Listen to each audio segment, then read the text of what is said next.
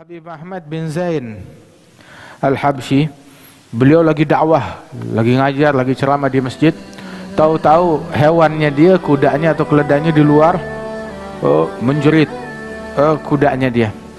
Kemudian mulai berontak, mulai menjadi liar, menggila.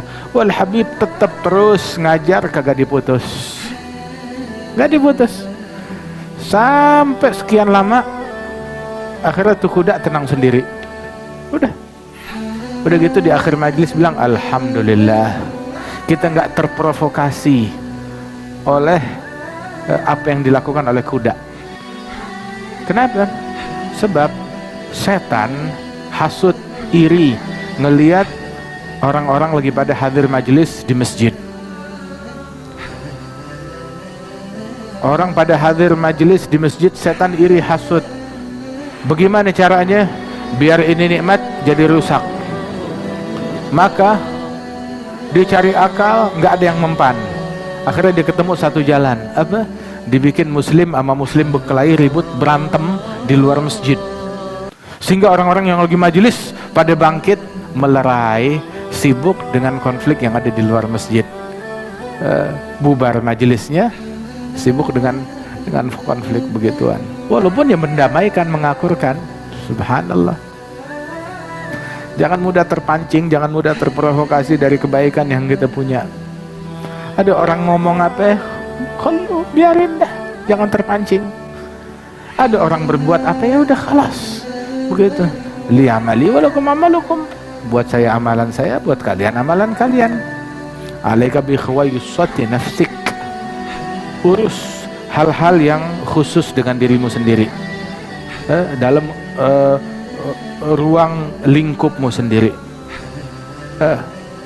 Da'anka amral ammah, tinggalin perkara-perkara umum. Khalas. Apa itu bentuk ketidakpedulian? Lah, ada bentuk kepedulian. Bentuk kepedulian kepada kita. Itu bentuk kepedulian kepada umat.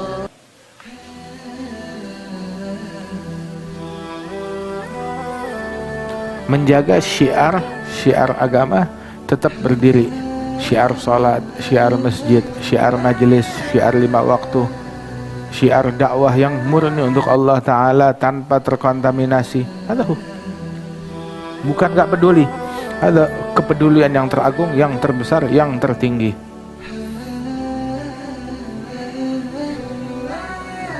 Ini yang kita pelajarin dari guru-guru kita.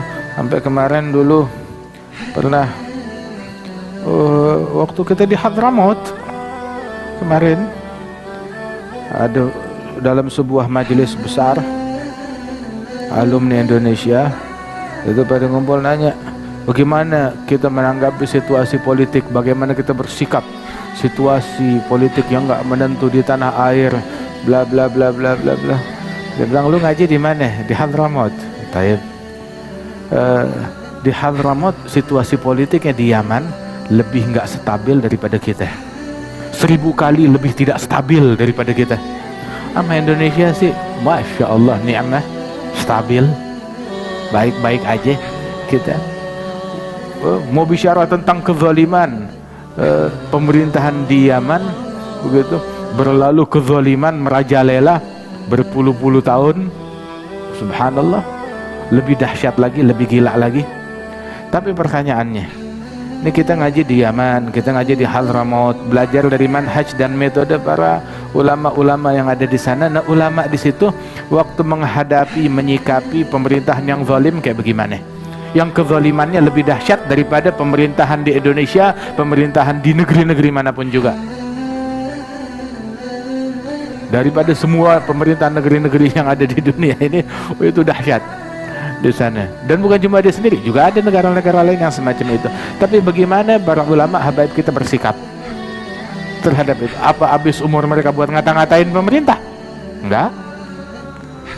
Berlalu keadaan situasi yang pelik yang menimpa manhaj di Hadramaut, sampai diculiknya Al-Habib Muhammad bin Salim. Dan bukan cuma dia sendiri, banyak ulama-ulama lain selain beliau yang disiksa, yang dibunuh, yang diseret dengan mobil.